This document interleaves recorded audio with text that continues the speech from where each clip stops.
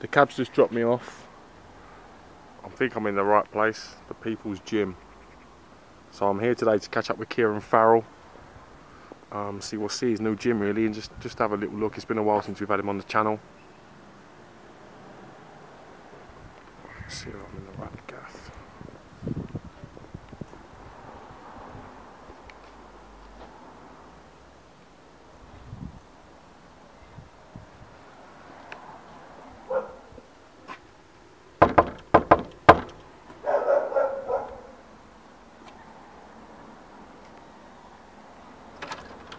James. The man himself. What's happening, Kieran? Welcome to the VIVA Boxing Club. Indeed. How are you, mate? Good, good. I was expecting one of your young trainers or someone to answer the door. I wasn't expecting yourself to answer the door. The old man, like the retired one.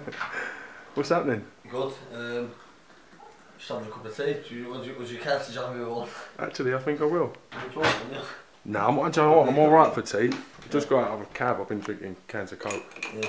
What's happening? You alright? Yeah, good. Just having a cup of tea now. Got classes later tonight. It's last of the milk anyway, isn't it? So this is your gym then? Yeah, go on.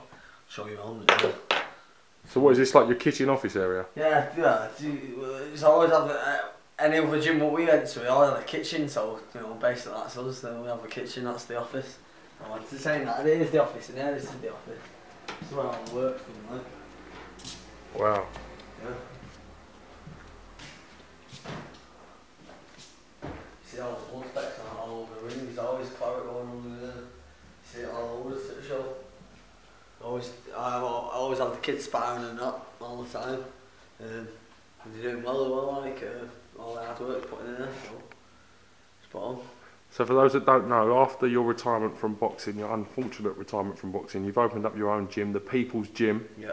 Literally three doors away from where you've grown up.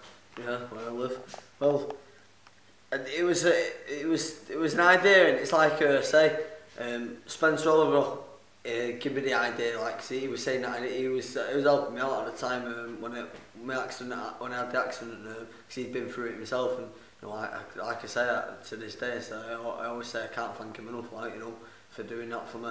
But he said like he said just go and have a word with him and talk to him about renting the place out, and I did do like, and you know, I didn't even have the money to do it or anything like that. And then, like I say, with Dave Colwell kind enough putting the benefit dinner on for me, we got enough, and people doing fundraisers like my mate Gary Doherty over in John Breen's gym in Belfast and stuff like that. You know, put the work in, and you know, we're here now. Like, you know, we got it, like, and it's just exactly how I wanted it. You know what I mean? It's bang on, like, you know, really.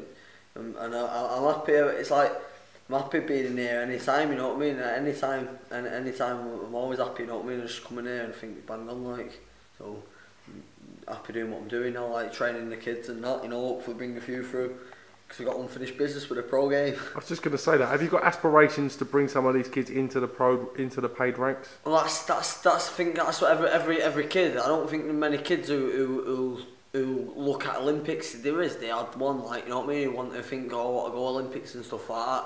And I think one thing leads to another when you get on the England team and stuff like that. But I think, you know, from me, I always looked at like your likes of Mike Tyson, Ricky Hatton, Prince Nazim Ahmed, Lennox Lewis. I was watching all these top fighters, and I used to think, okay, that's where I want to be, you know what I mean? So like, I mean, they're looking at the fighters now, i.e. Kell Brooks and stuff like that, and they're thinking that's where they want to be. They want to be fighting in Vegas and fighting in wherever. So, you know, that's, you know, like I said, I got the unfinished business. I only did an eighth of what I wanted to do in the professional game, but you know, now, like, we're going to take a kid. If you can take a kid through even better, like, you know what I mean, it'd be even better, because you know, you become like the kids in the gym now. You know, I've got a few top kids there and that, and you know, you become friends with them. You know what I mean, and you're like, you know, if you can help a friend out, I think that's better. You know, I mean, me personally, I always like helping someone else out. I think you get more out of it than helping myself out. You know what I mean?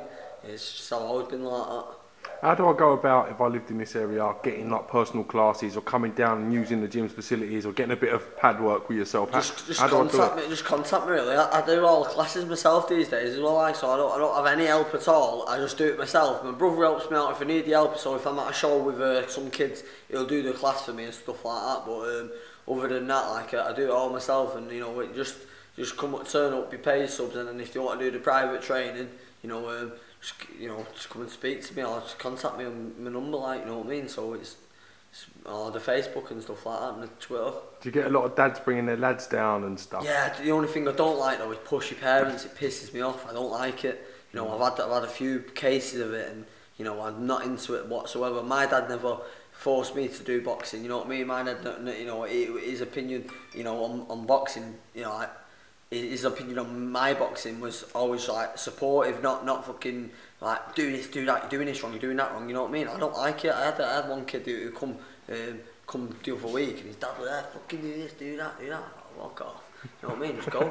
We don't want you here. You know what I mean? No, all the kids love it. You know what I mean? All the kids they love the boxing. And you know what? They work hard as well. I've got all these kids in here. They're working hard, and they don't need the dads there telling them what to do. You know what I mean? It's not right. I hear there's another project you've got going on as well, a little project you've been working on and putting together. Yeah, well, I'll come and show you, you know, like What, is it actually here in the same place? Yeah, same place, all under one roof, the People's Gym. What did I say? We've got it's like the Coldwell boxing. He's got Coldwell education. He's got Coldwell. He's got Coldwell. We've got the people. We've got the KIERAN FARRELL fucking youth club up here. That's what I like to hear. So this is the KIERAN FARRELL Youth Club. Yeah, spot on. The Xbox One. We've got the internet for him. We've got nice leather couches there. Bang on. Got them off the back of our van, as you do. This is brilliant, Keir, honestly. This is bang on. And we've got the pool table and that here for him. Pinocchio table and stuff like that, you know. Just give them somewhere to go. Because I know on Fridays, what happened is, James, I was walking down HEYWOOD on a Friday, and everyone lets on to me anyway, and all the kids that know me from school and stuff like that, and the boxing. So they all like, I say, okay, and like that. So I just said to them, what are you doing? Like, you've got doing now to do, we're just messing about, we're going to smash a few windows in a bit and stuff like that. So I thought, look at, you know, rather than them, you know, getting up to no good and stuff like that, they can come in here, like, you know what I mean? And with my boxers, for instance, I can keep an eye on them. It's like I mentioned them a few times, like it's two lads from Kirkholt, like Kirkholt, everyone knows what Kirkholt is, you know, it's pretty rough, like, and you know, these two kids, what's it called, they're, instead of going out, getting up to no good now, they'll come in here and they'll sit there playing on the laptop, watching fighters on YouTube, and then they'll remind me to do some pads and stuff like that, and then come up here, have a game on the Xbox with the FIFA and all that, you know, I love it.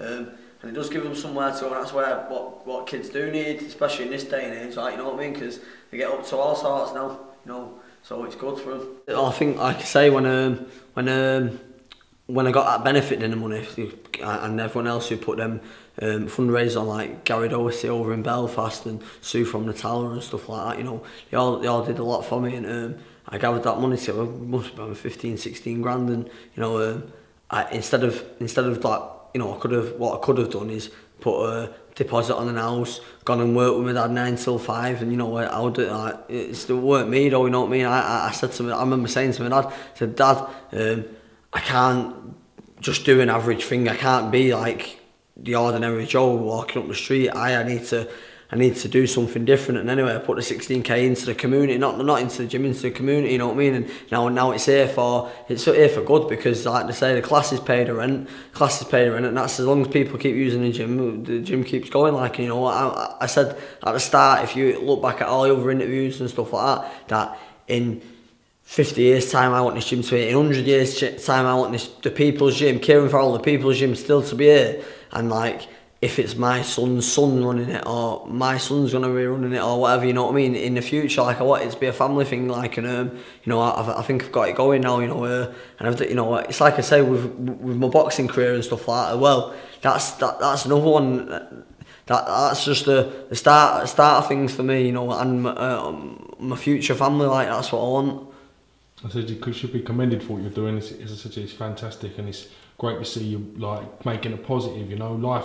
Yeah. Life sounded your lemons, and you've kind of made lemonade out of it, haven't you? Definitely. Well, it's like I think Don McRae put it in the Boxing News as well, that you know, about I'm in a fight for custody with my daughter. Well, it's been 18, 20 months now, and you know what? I got full custody a couple of weeks ago, and that's been a bigger fight. That has been a bigger fight, and I've passed it. I've got through it. Like, you know, I've got off my deathbed in intensive care. I've come out, and I've fought a bigger battle, like what no one even knew about, and I fought a bigger battle, and you know, I'm looking to move forward with my daughter and my lifestyle, you know what I mean, and my new girlfriend and stuff like that. You know, that's what I want, like, you know, in the future. Like, I've got like you say,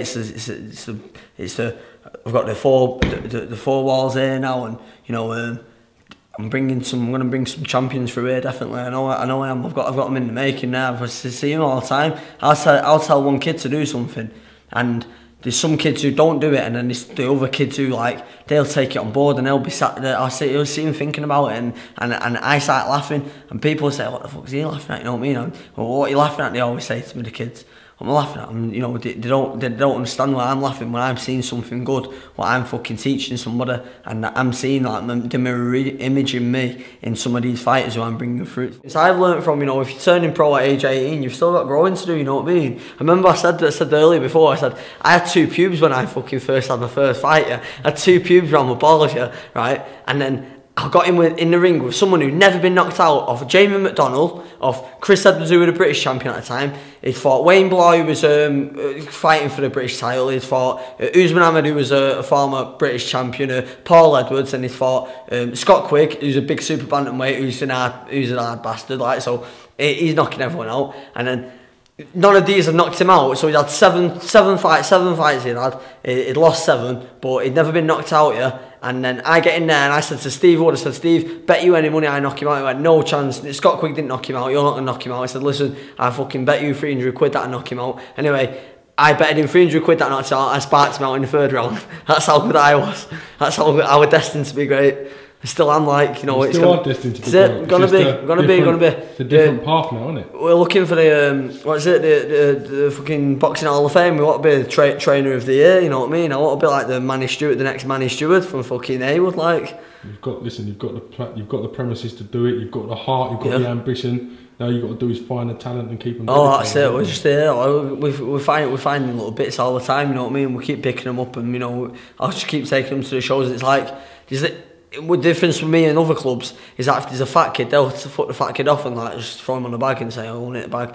I won't. They all get the same treatment in here. So if I've got a top kid who's fighting for England, or if I've got a novice kid who's just come in for his first session, and they're all the same age, so I'll do the pads with them. They all get 1 round of pads each. No one gets special treatment in here, you know what I mean? No one gets special treatment. They all get 1 round of pads. And who knows, that fat kid might be the next Miguel Cotto, because that's how Miguel Cotto turned into a gym. He went into a gym as an overweight kid. You know, I've got a few kids there who are a bit overweight and that, but you know, you can see it in themselves. They want to do it, you know what I mean? They aspire to be the 15-year-old kid who's in the gym, you know what I mean? These 10-year-olds who are overweight, they want to be like the next kid who's doing it. And I remember, because I was in the gym with Ronnie Ephron. Ronnie Ephron was top kid, and he was the same age as me. And I remember I used to look up to Ronnie and think, fucking hell, like, we've done everything together. We've been Colomendo, we've been, you know, doing all these boxing camps, and you know, I used to always see him on the circuit and that, all that schoolboys, stuff like that. And he'd have the England vest where I didn't have it, and that's where I got my craving. All I wanted out of amateur boxing was the England vest. Anyway, I put the work in, all I needed was telling. I got told, Pat Ward told me, I started putting the work in, running all the time, all the fucking time running, training hard, and I got to 3 national finals. I won the Junior ABAs, won the GBs, I beat Olympics bronze medalist Michael Conlon, I beat him, I beat fucking Peter Brady, who was... He just won a gold medal, actually, Michael Conlon. Yeah, that's it, yeah, the Commonwealth, yeah. It's like I say, he actually got his own back on me, you know, sparring in John Reed before qualified, and he fucking 11'd me. But it doesn't matter, sparring doesn't count, does it? So I've done all that, and then, like I say, that's why I don't have any grieve with the amateur game. I've just got my kids now, hopefully get my kids in the amateur game, and they do it just as good as me, if not better. And then onwards and upwards, we want to get back in the professional side of things. That's where my like I say, I've got what did they say before? Unfinished business. I've got unfinished business there underneath, and I'm still like, that's what I am missing. I'm missing it. I'm missing. It's like now, because I'm busy during the day doing my private stuff like that, it's not the same. Whereas we'll be in the gym with a group of lads who are all professional fighters and we'll be all having a crack, like, you know what I mean? It's not the same now. You know, I'll have a laugh with people. I'm socialising now. Well, you're the boss now as well. I never socialised in my life, you know what I mean? My Facebook, that's the only thing I socialised on. I never went out of the house. I fucking sat there on a Friday night, had my Cocoa Pops and then went and done a 10-mile run. Like that was my lifestyle, but you know, it's like, it's good now. You know, I'm enjoying it, you know what I mean? How's your toenails? Toenails. So what now? This like the fucking minging now. We fucking lost. They're all there. Every one of them's there. Yeah, they're all there. Is it true you once used to rip off your own toenails? That one there. I had that one off. That one come off. That one's grown back a little bit, like, but not the best. Like, and they all come off before my fucking Central Area title fight. Any man that rips off their own toenails, in the bath, so they can carry on going running to stop the blisters. Here's another one, James. I watched it ringside before I had, I think it before the Crawler fight. I watched it ringside. Tony Bellew was on because he was fighting and he was getting an ice bath. So I thought, fucking, I'll have a bit of that, like recovery bath and all that. So I go to the fucking co-op round the corner. I get fucking 4 bags of ice, fill the bath up with a cup of water. Fucking throw all these bags of ice in, leave it 10 minutes just for all the fucking ice to fucking melt into it, like, dive in the fucking bath there, my fucking dick went about that big, funny as fuck. Fucking recovering my ass. Funny lad, funny lad. No, listen, as I said, I'm glad everything's going all right for you, mate. I really am. And we're going to talk a little bit more in depth because I wanted today to really this one bit to me a bit more about the gym, the tour. Yeah. Because I said we'll do a little bit about stuff and this and that, you know. Yeah, spot on. So thanks for giving me a bit of time today. Yeah, no worries. Thank you, James. I thank you for coming. I'm happy you've come. Like, you know, like I say, I just want to be included. That's all I want. Being included is from a boxer's point of view, is what you've always done. That's all you want. So. That's it. It's like you say, it's when everyone goes on deaf ears and that, and you fucking just become a nobody from being the big fucking I am. You know what I mean? It's just fucking, it's a bit hard, but you know. You ain't a nobody, mate. Yeah, that's it. Well, I like to fucking think I'm somebody, you know, and. I know all the kids and all the fucking people who come and use this gym, they all have respect for me and that, and I like that. That's the way I want to keep it. You know what I mean? Listen, onwards and upwards. Your journey's far from finished yet, Kieran. Definitely. Thank you, James. Thank you, mate.